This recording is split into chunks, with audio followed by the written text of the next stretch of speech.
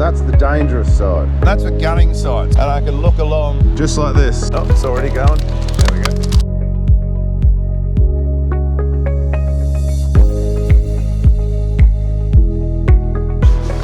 go. What's happening?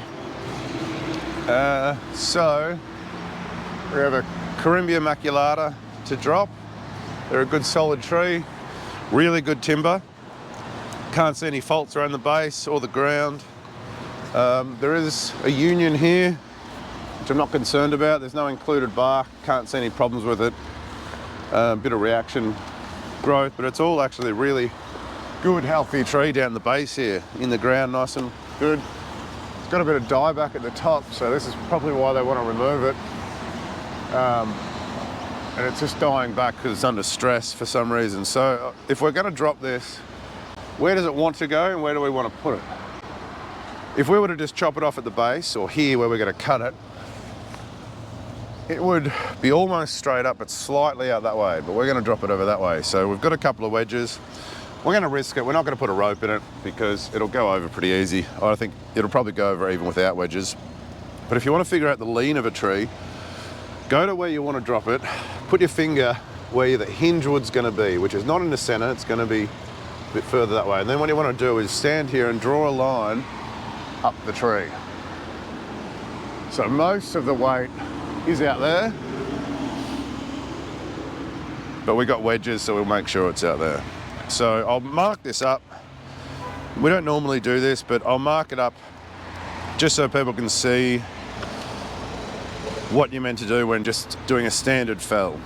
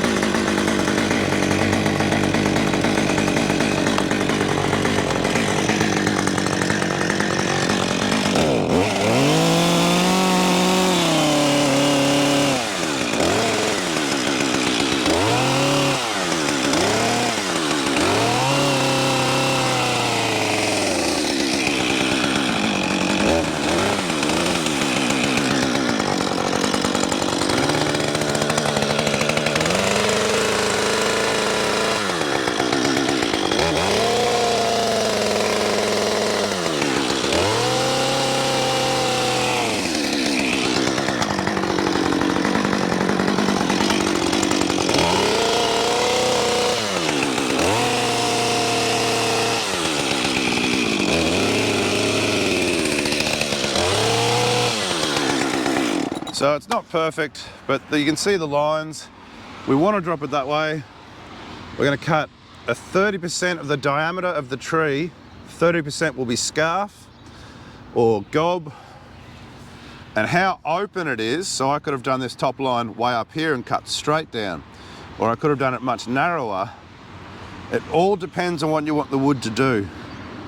If you want it to go over, just move a little bit and then close and pop off, you do it a much narrower scarf.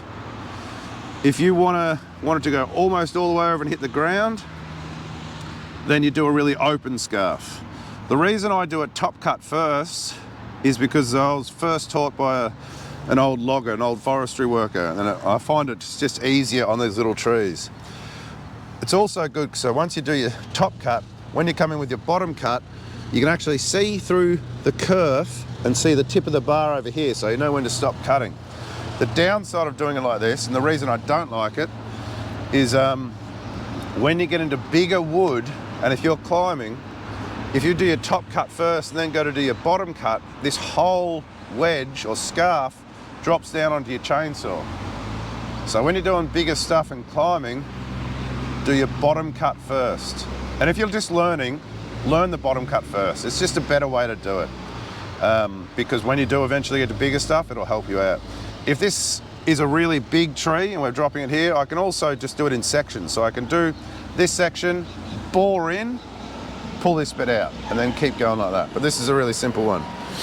I want to keep 10% of the diameter and not cut through it. That's our hinge wood. That's what the tree is going to eventually, that's not going to be cut, and it's going to hinge over to stop it falling this way or that way. All right.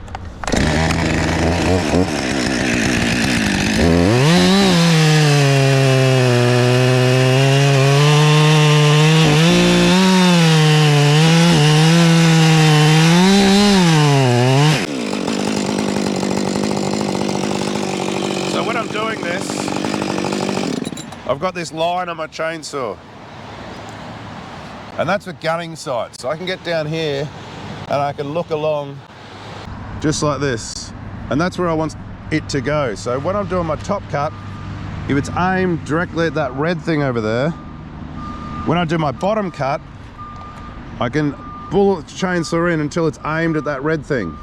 And that means it's in line. And then when I do my back cut, I can do the same thing. Just keep it aimed at that red thing. There's a bit of a line on this side as well, so you can do it up like that.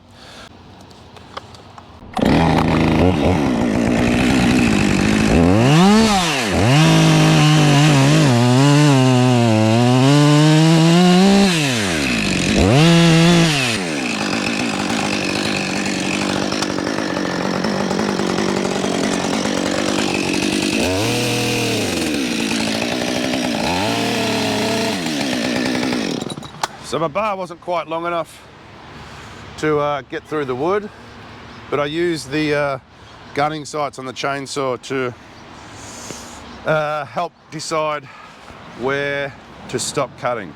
So the scarf's good, 1/3, it's open a little bit, and now I want to do the back cut. So as a rule of thumb, I'm pretty confident with trees, so I do walk around the front, but as a general rule, once you put a scarf in, you never walk around the front. All right, so we'll start with the back cut. Seeing as my bar's not quite long enough, what I'm gonna do is a quarter cut. So I'll cut out the quarter on the other side, which if you look at the tree, I'm sending it that way, there's more weight that side. So that's the dangerous side. More dangerous, it's not really, but so I wanna start on the dangerous side and then come around and finish on the good side. So I'll cut out this quarter over here.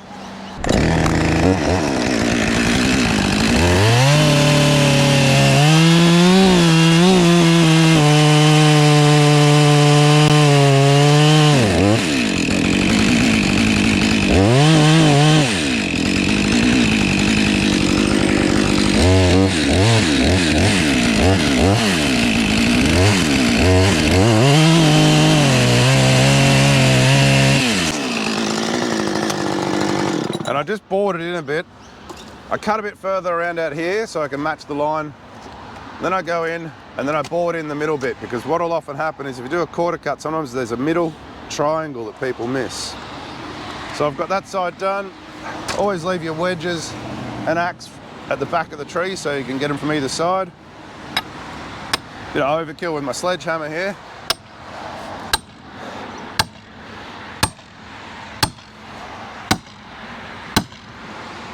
So it's really just in to hold it. Okay, now with the quarter cut, what you're meant to do is once you put a wedge in, I don't want to hit my wedge. So what you should do for the second quarter cut is drop down about 1 inch. So I will do that today. To be honest, I first learned not doing that. I first learned to match the cut, but I've cut a lot of wedges. So I'll do it by the book today, and what we'll do is we'll do a step down. I'll make sure when I do my step down, I'm not gonna cut. If I cut down here, that's all good. If I cut underneath the wedge, it means the wedge is doing nothing. So I've gotta make sure I'm not gonna cut underneath the wedge.